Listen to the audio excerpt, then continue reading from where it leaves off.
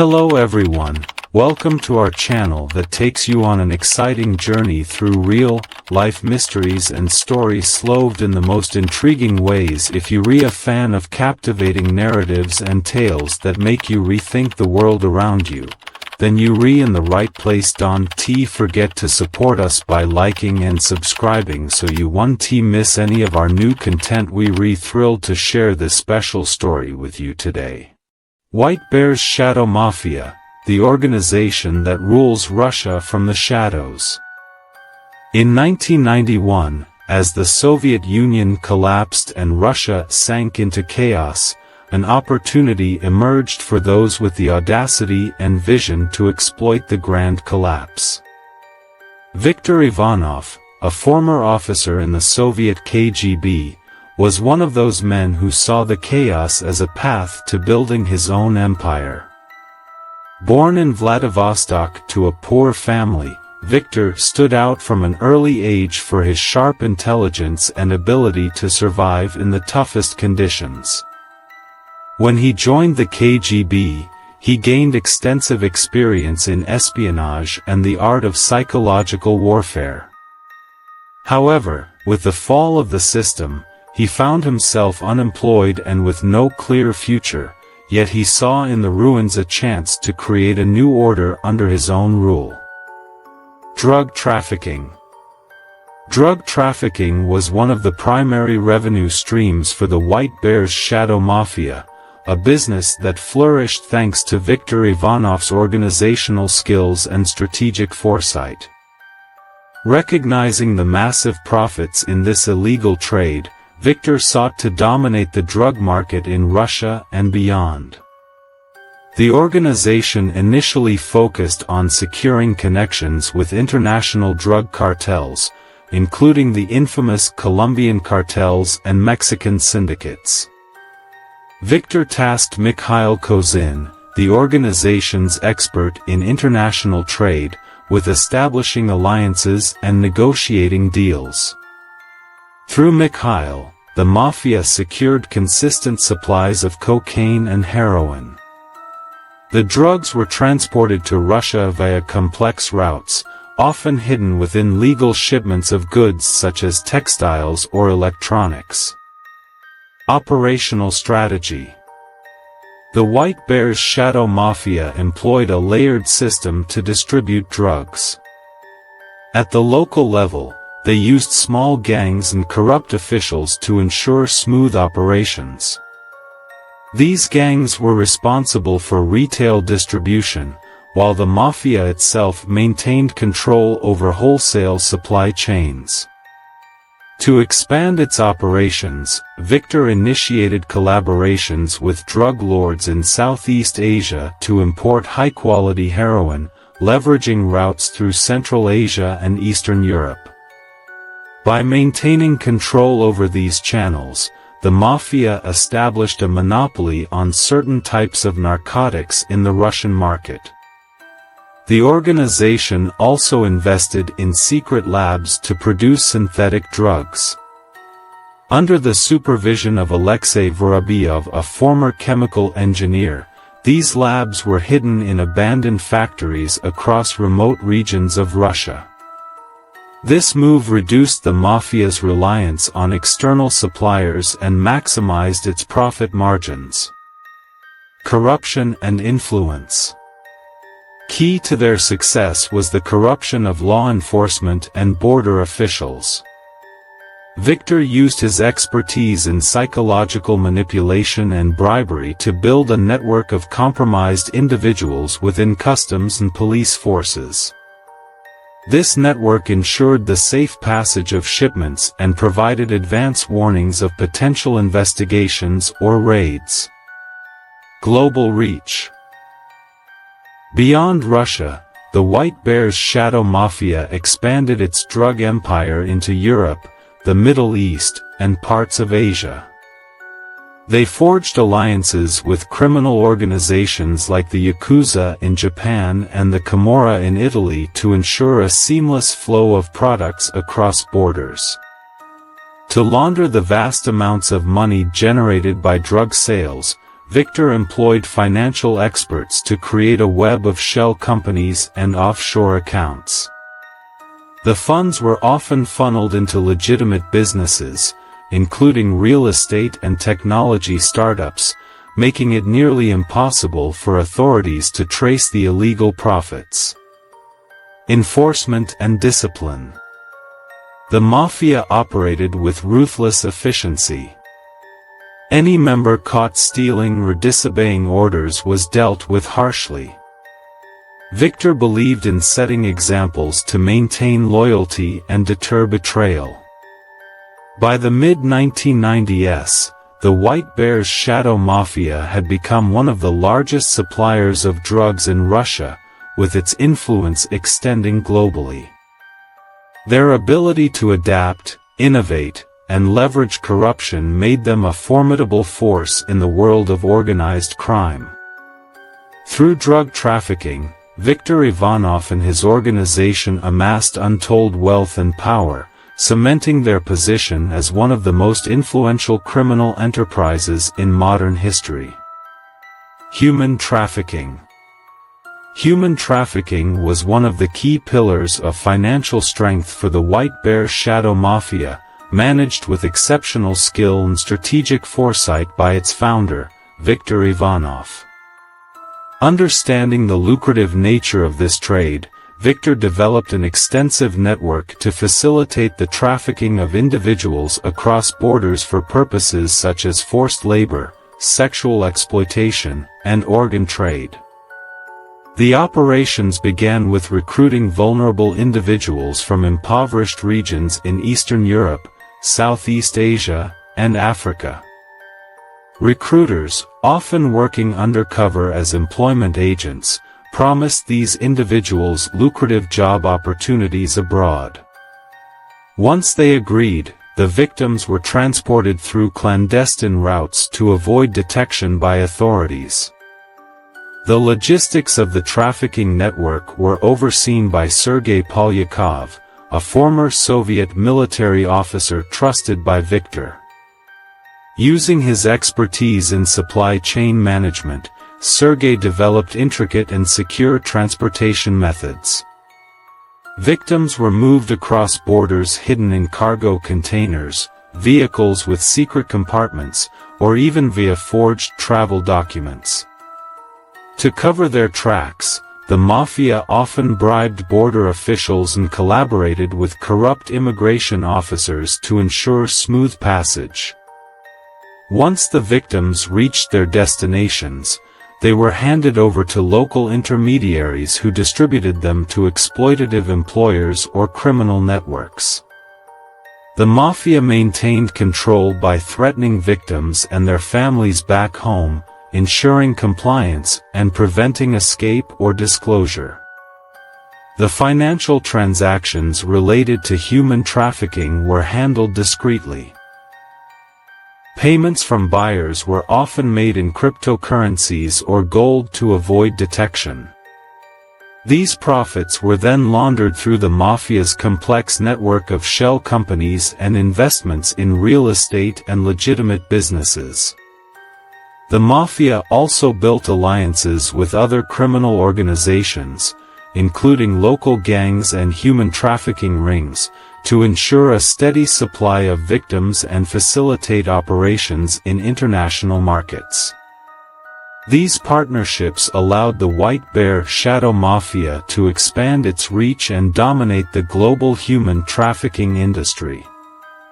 By leveraging strategic planning, corruption, and ruthless tactics, the White Bear Shadow Mafia solidified its position as a major player in human trafficking, amassing significant profits while leaving behind a trail of human suffering.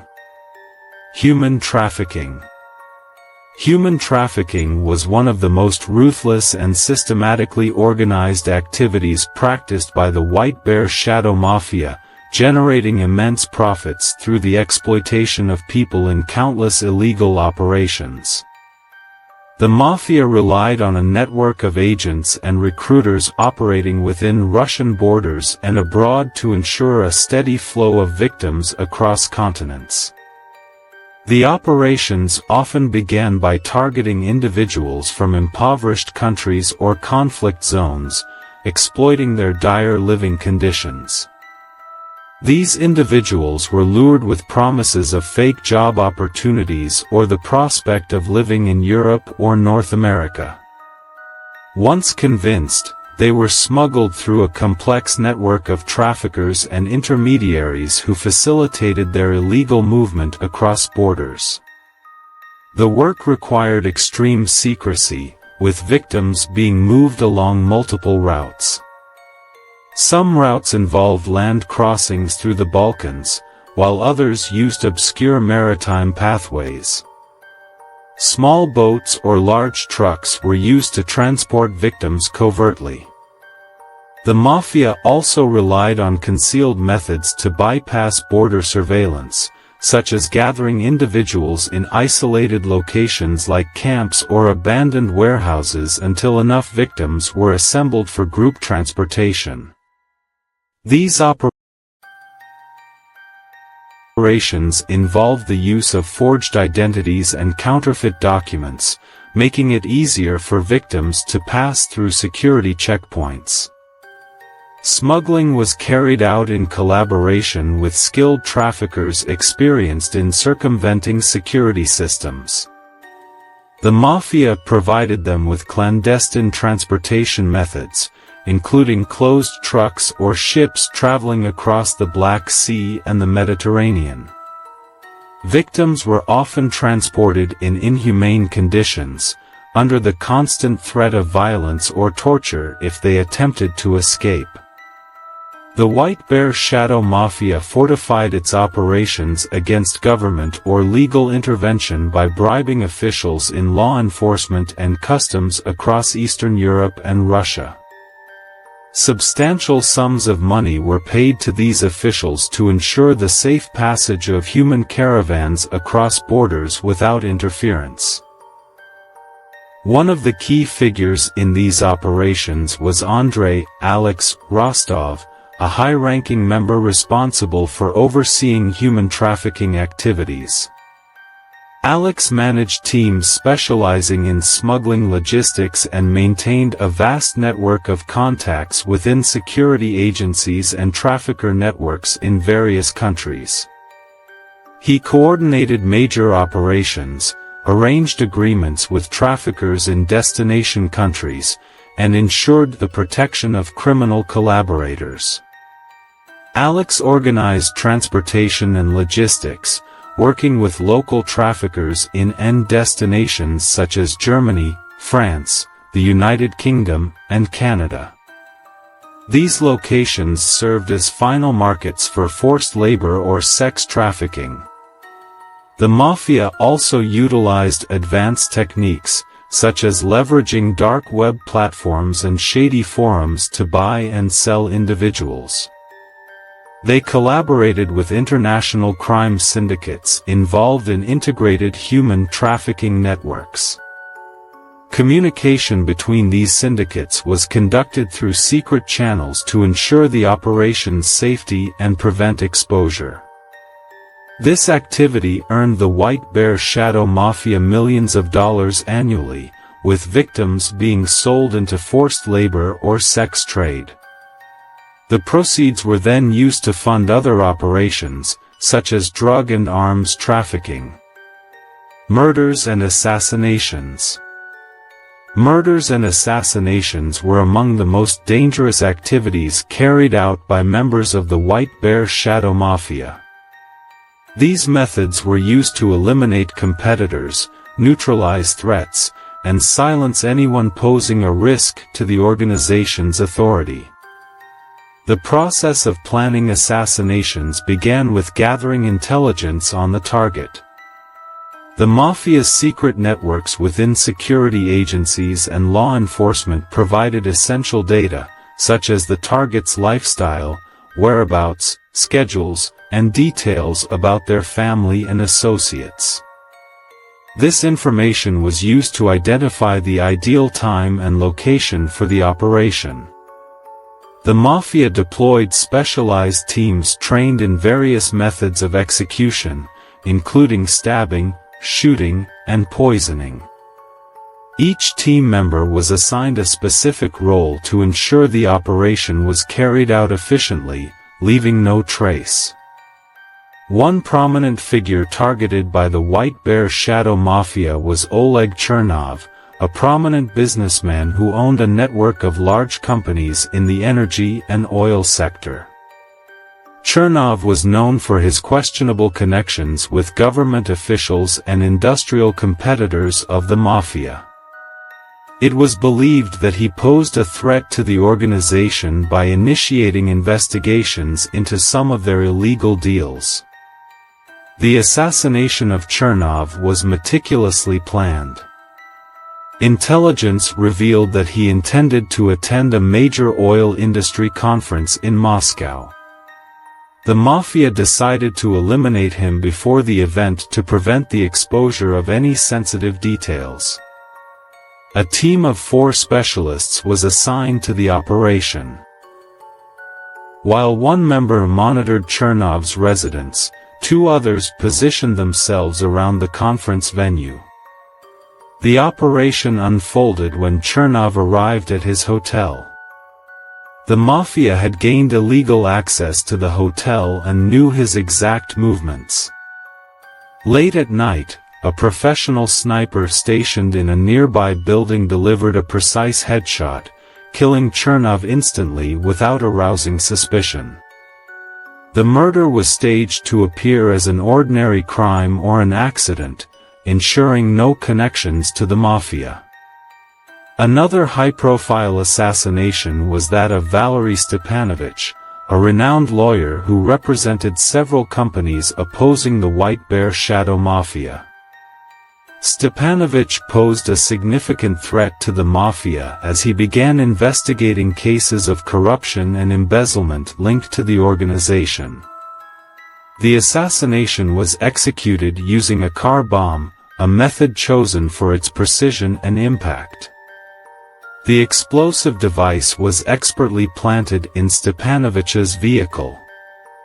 The timing of the explosion was carefully planned, detonating just as Stepanovich approached his car after leaving his office in the city center. The explosion killed him instantly and caused significant damage to surrounding buildings. The mafia ensured there was no trace of evidence linking them to the operation. Andrei Bogatov, a key member of the White Bear Shadow Mafia, spearheaded most of the assassination operations. Known for his cold-blooded precision, Bogatov meticulously planned and executed assassinations using unconventional methods. His expertise ensured the mafia maintained a fearsome reputation, deterring anyone from opposing or collaborating with authorities. Cargo theft and piracy. The Shadow White Bear Mafia carried out cargo theft and piracy operations in a professional and calculated manner, aiming to make huge profits by selling stolen goods on the black market or reselling them at discounted prices in local and international markets. These operations were carried out with high caution and precision to avoid detection by authorities or the companies owning the goods. The mafia typically targeted large commercial shipments containing high-value items such as electronics, luxury clothing, jewelry, and imported food products, which were transported via land, sea, or air. The theft process began with identifying the shipments to be stolen through a network of informants inside ports and airports where goods were stored and distributed. They obtained precise information about the shipment arrival times, storage locations, and the transport routes used.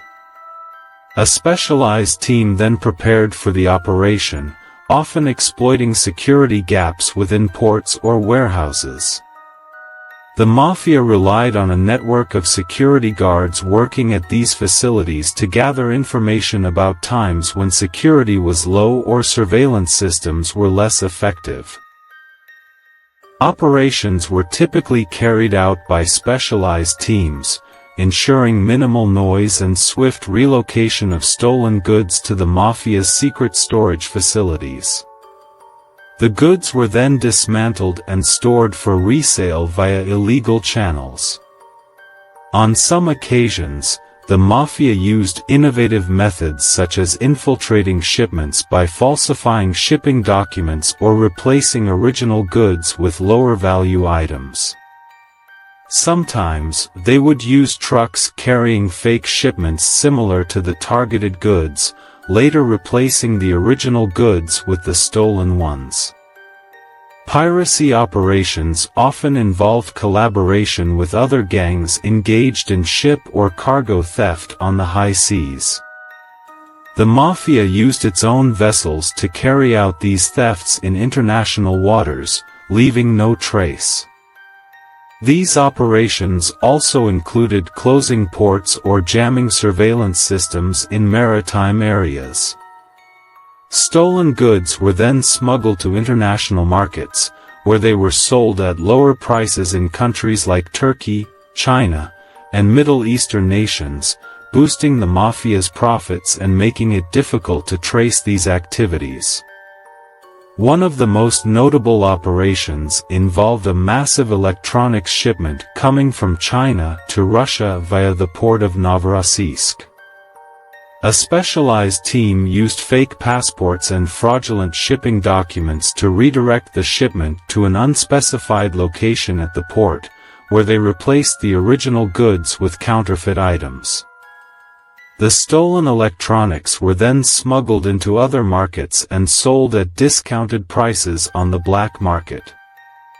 The operation was led by Dmitry "Dimo" Karachin, one of the mafia's prominent leaders in cargo theft, who had a vast network of informants within ports and logistics companies. Karachin coordinated major operations and oversaw the direct execution of the thefts, gaining a reputation for his cleverness in evading authorities. Forgery. Forgery operations were a core part of the Shadow White Bear Mafia's activities, as they used their skills in document and deal forgery to manipulate financial and legal systems, enabling them to fund their illegal operations and make massive profits.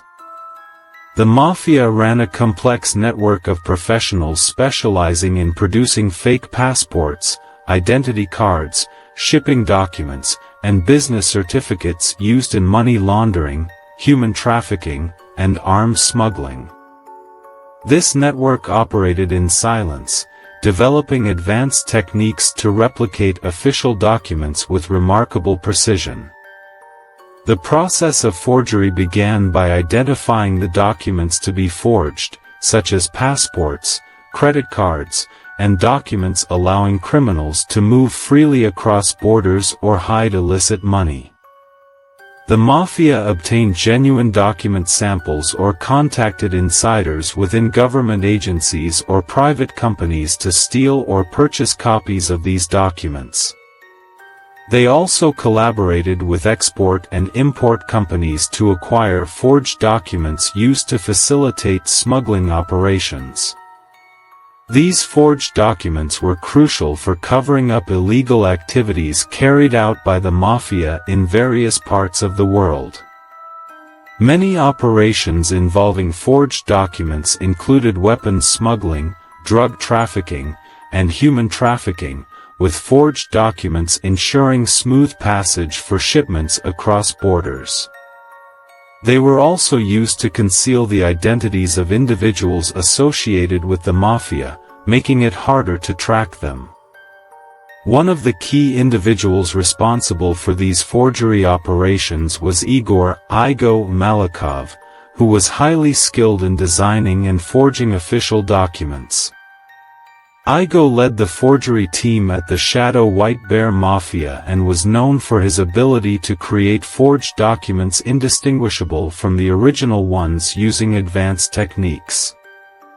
Igo worked with a team of experts in advanced printing and computer technologies, producing fake passports, identity cards, birth certificates, and shipping documents.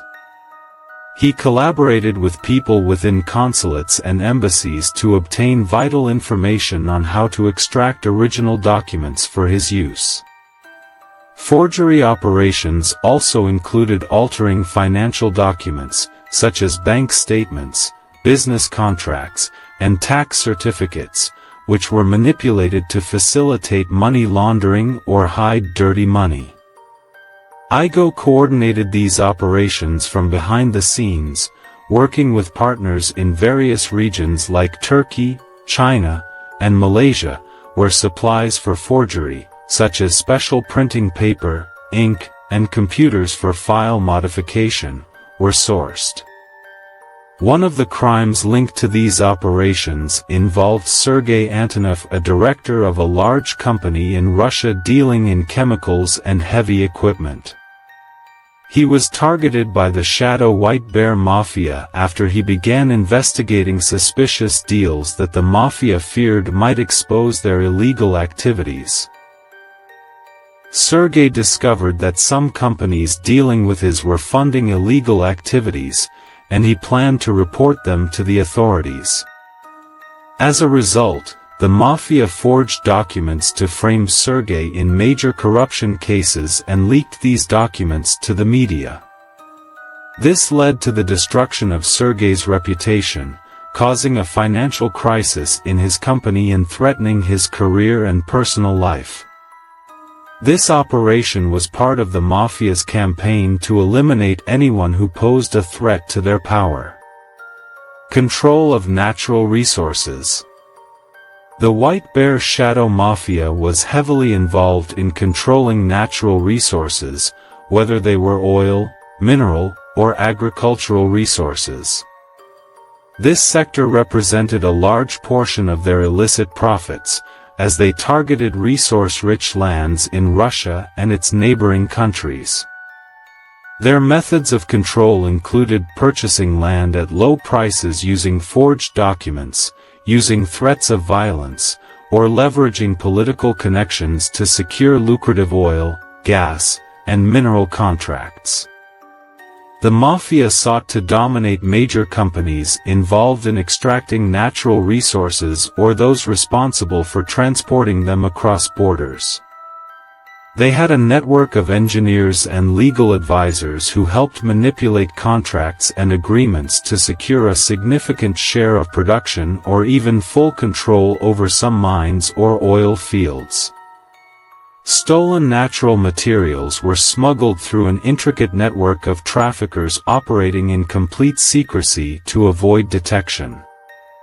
These materials were transported via land or sea shipments, using forged documents to cover up the theft, and were offloaded at specific locations before being rerouted to international markets where they were sold at low prices without revealing their true origin.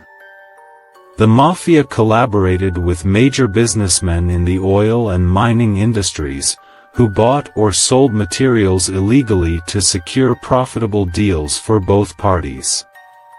These operations were carried out smoothly and systematically, leaving no traces that could incriminate the Mafia. One prominent individual targeted by the Mafia was Viktor Bogatov, a Russian businessman known in the natural gas industry. He owned several companies involved in gas extraction from Russian fields and was considered one of the Mafia's main competitors in this sector for several years. The Mafia sought to take control of the gas fields he managed, prompting them to organize a plan to eliminate him. This plan included forging documents and accusing him of widespread corruption, which led to official investigations against his companies by the Russian government. However, the Mafia did not stop there. Secret teams were sent to sabotage some of his company's facilities using various methods such as arson or explosions to weaken his financial standing and tarnish his reputation with customers and strategic partners.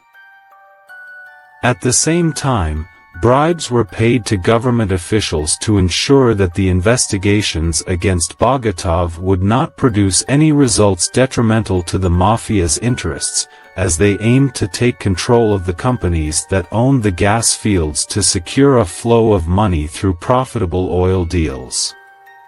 These operations were supervised by Alexei Kuzin, one of the prominent leaders of the White Bear Shadow Mafia, who specialized in the natural resources sector and was known for his clever tactics in taking control of oil and gas fields.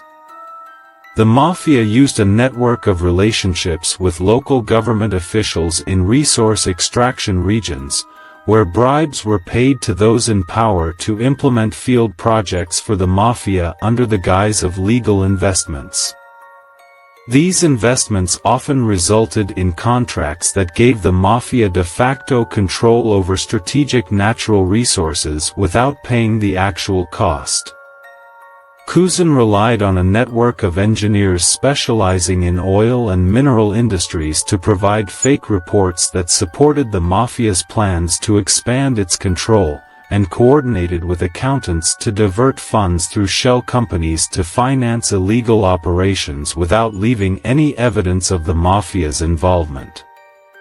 The operations were carried out under tight surveillance, and strict secrecy was maintained regarding transportation and storage methods, allowing the mafia to smuggle raw materials like minerals and oil to international markets where they were sold at low prices in distant regions such as Africa and Asia, generating huge profits for the mafia. Cyber piracy. The White Bear Shadow Mafia had a specialized division focused on cyber piracy, exploiting technological intelligence and advanced hacking expertise to carry out illegal operations that generated massive profits by targeting financial systems, large corporations, and governments. The mafia operated by stealing sensitive data such as banking information, credit card details, bank account numbers, and trade secrets of global companies. The mafia used sophisticated and advanced techniques in the world of cyber attacks, such as malicious software, social engineering, and targeted breaches. The operations would begin with identifying a target, usually a bank or multinational company containing sensitive financial data or confidential information about its business operations. Hackers affiliated with the mafia would use elaborate methods to infiltrate systems, such as sending phishing emails with harmful links or attachments containing spyware.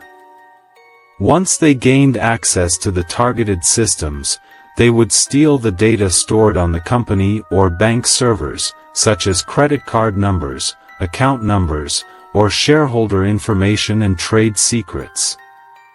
The stolen data would be gathered and transferred via encrypted networks to avoid detection by security authorities, then sold on the black market or used to illegally transfer money through encrypted bank accounts. One of the key figures contributing to these operations was Vadim Fadi Kovalev, considered the mastermind behind many of the cyber attacks carried out by the White Bear Shadow Mafia.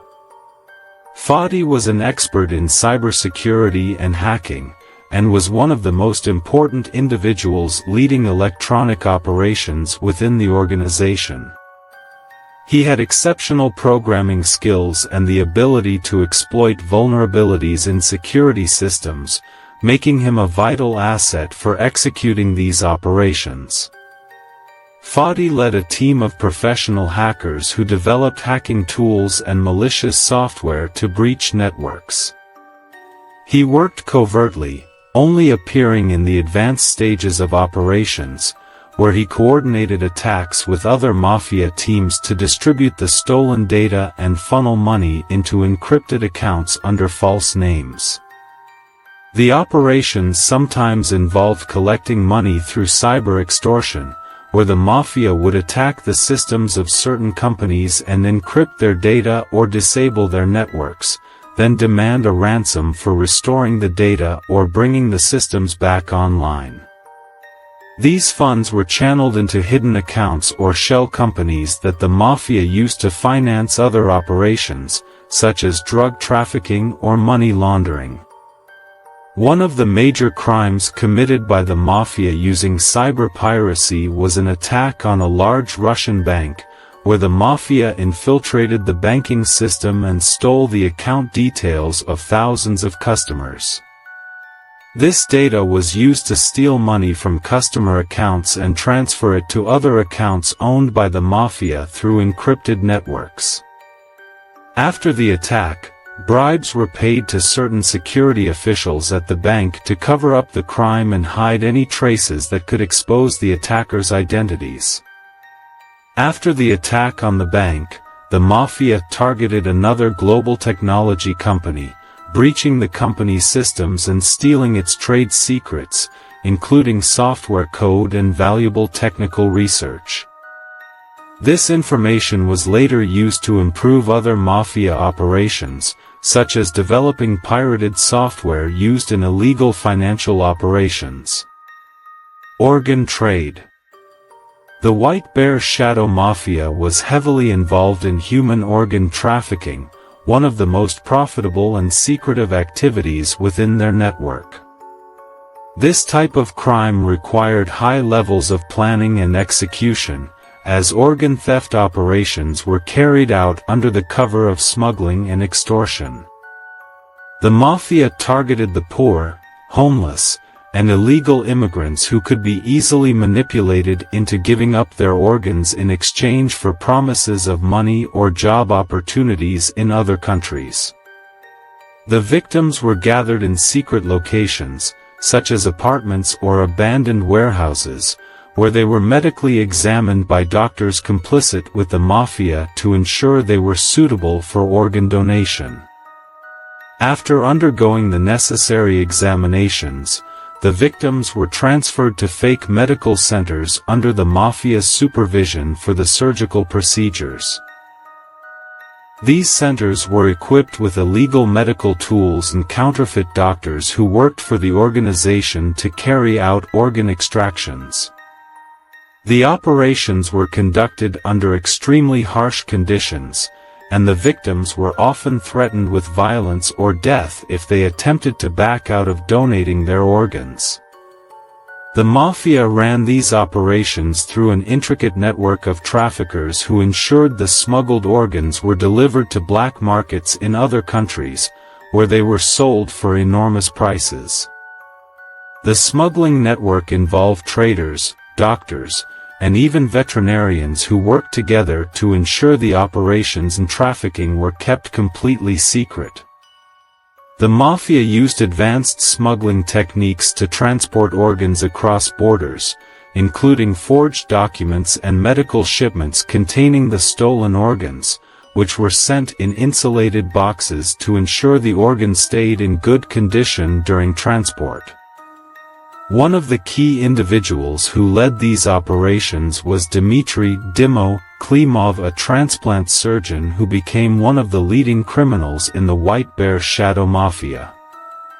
Dimo oversaw the organization of illegal organ trade operations and had a network of doctors and healthcare professionals who assisted him in carrying out these procedures. He worked closely with Alexei Turenko, a major trafficker responsible for ensuring the organs were smuggled to international markets in regions such as Asia, Africa, and Latin America. The operations Dimo carried out were conducted in complete secrecy, with the help of doctors who participated in surgeries at secret medical centers controlled by the mafia. The victims were treated as commodities, bought and sold, with the mafia ensuring that the process was done quickly and without anyone noticing the authorities. The mafia's activities weren't limited to human organ trade but also included exploiting people who needed organ transplants. The mafia sold organs to the needy at exorbitant prices, generating huge profits from those who couldn't get organs legally through proper channels. In one major operation, the mafia targeted a group of illegal immigrants in a Russian city, where they were kidnapped and medically examined at secret centers. Their kidneys and other organs were removed and smuggled to other countries, where they were sold to private hospitals in Asia at extremely high illegal prices. Black market control. The White Bear Shadow Mafia had remarkable control over the black market, running a complex network of illegal operations involving the smuggling of banned goods, money laundering, arms and drug trafficking, and even human organ trade. Their operations relied on using sophisticated methods to smuggle goods into global markets through a network of skilled intermediaries and mafia collaborators in multiple countries. The main goal was to expand influence within the black market and generate enormous profits at the expense of the law and others' lives. The mafia controlled the black market through fake companies that served as covers to finance their illegal operations. These companies were used to import and export banned goods like weapons and drugs, as well as money laundering conducted via encrypted bank accounts and online markets for the buying and selling of illegal goods. To ensure a steady flow of funds, the mafia used a network of financial intermediaries who dealt with illegal financial systems to direct money into unknown and hidden accounts, bypassing authorities. There were also operations smuggling natural resources and oil through this network, extracted from regions controlled by the mafia, then sold at extremely low prices in black markets. Vladimir "Fla" Rodin was the mastermind behind the mafia's control over the black market, known for his strategic brilliance and ability to manage large financial operations. He oversaw the laundering of illicit funds from illegal activities into legitimate money through the use of shell companies and banks in certain countries that facilitated complex financial transactions. Rodin directed operations from behind the scenes and relied on a group of professionals in fields like accounting, smuggling, and international trade to manage the mafia's illegal dealings. These operations were conducted in complete secrecy, using advanced techniques to smuggle banned goods across borders. Rodin worked with arms and drug traffickers who operated under his management, transporting illicit goods to various regions of the world. Smuggling was done by sea using commercial ships carrying legal shipments that actually contained drugs and weapons hidden in concealed containers. He also collaborated with other traders to smuggle weapons into conflict zones and illegal markets, where they were sold for astronomical prices. One of the individuals targeted by the mafia was Ivan Alexandrov, a major importer of tech products from Asia to Europe. The White Bear Shadow Mafia began pressuring his company after he started fighting against smuggling operations that were infiltrating his markets. The mafia used illegal pressure tactics on his company, threatening to destroy its reputation by leaking false information to the media about import manipulation. When Alexandrov refused to cooperate, he was dragged into deals with arms traffickers involved in the black market. He was coerced into agreeing to transport arms shipments through his trade network under the threat of extortion. These operations forced the company into illegal activities without Alexandrov's knowledge, and his reputation was gradually ruined. Financial pressure and threats to his life eventually led to full cooperation with the mafia, as he was forced to continue working with black market traders despite his efforts to escape these legal traps. Over time, everything became more complicated than our protagonist had imagined.